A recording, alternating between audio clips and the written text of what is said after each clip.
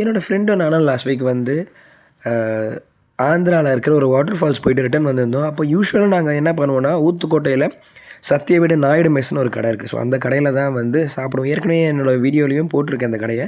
So அந்த கடையில் வந்து பார்த்திங்கன்னா டேஸ்ட்டு செம சூப்பராக இருக்கும். அண்டு காஸ்ட் வைஸும் பார்த்திங்கன்னா ரொம்ப அஃபோர்டபுளாக இருக்கும். அந்த கடையில் சாப்பிட்டிங்கன்னா நீங்கள் திருப்பி வேறு எந்த கடைக்குமே போக மாட்டீங்க. அவ்வளோ சூப்பரான கடை அது. பட் ஆனால் அவங்ககிட்ட ஒரு பிரச்சனை என்னன்னா, மதியம் மட்டும் தான் அவங்க சர்வ் பண்ணுவாங்க. காலையிலயும் இருக்க மாட்டாங்க, நைட்டும் இருக்க மாட்டாங்க. ஸோ அன்றைக்கி வந்து பார்த்திங்கன்னா அன்ஃபார்ச்சுனேட்டாக அவங்க மதியமும் இல்லை, ஃபுல் டே லீவுன்னு சொல்லிட்டாங்க. ஸோ வேறு எதாவது கடையில் போய் சாப்பிட்லாம் அப்படின்னு சொல்லிட்டு ஏன்னா ரொம்ப பசியில் இருந்தோம் ட்ராவல் பண்ணிட்டு வந்ததுனால. ஸோ போய் சாப்பிட்ணும் அப்படின்னு சொல்லி தேடிட்டு இருந்தோம். பார்த்தீங்கன்னா தம்பி மெஸ் அப்படின்னு சொல்லி ஒரு கடை போட்டிருந்தாங்க. ஸோ புது கடையாக இருந்தது. என் ஃப்ரெண்ட்ஸ் சொன்னாங்க, ட்ரை பண்ணி பார்ப்போம் புது கடையாக இருக்கே அப்படின்ட்டு. ஸோ சரி போய் சாப்பிட்லாம் அப்படின்னு சொல்லி போயிருந்தோம். உள்ளே வந்து பார்த்திங்கன்னா அட்மாஸ்பியர் எல்லாமே ரொம்பவே சூப்பராக இருந்தது.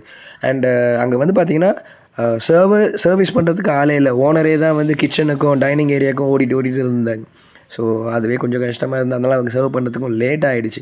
நான் வந்து பார்த்திங்கன்னா என்ன இருக்குன்னு கேட்டு சிக்கன் பிரியாணி மட்டும்தான் இருக்குன்னு வேறு சொல்லிட்டாங்க. சரி சிக்கன் பிரியாணி ஆர்டர் பண்ணிவிட்டேன். என் ஃப்ரெண்டு வந்து நான்வெஜ் மீல்ஸ் ஆர்டர் பண்ணியிருந்தேன். பட் ஆனால் அதை கொண்டு வந்து கொடுக்கறதுக்கு அவங்களுக்கு வந்து மோர் தென் 30 மினிட்ஸ் ஆகிடுச்சு. ஸோ 30 மினிட்ஸ் கழிச்சு வந்து கூட பார்த்தீங்கன்னா சிக்கன் பிரியாணி நல்லா சூடாக இருக்கான்னு பார்த்தீங்கன்னா சில்லுன்னு இருந்தது. ஏதோ காலையில் போட்டு இந்த பிரியாணி எடுத்துகிட்டு வந்து கொடுத்தா மாதிரி இருந்தது. குவான்டிட்டி ரொம்பவே கம்மியாக இருந்தது. சிக்கன் தீஞ்சு போயிருந்தது. அண்ட் அதில் மசாலா வந்து பார்த்திங்கன்னா ஓவராக மசாலா போட்டு வச்சுருந்தாங்க.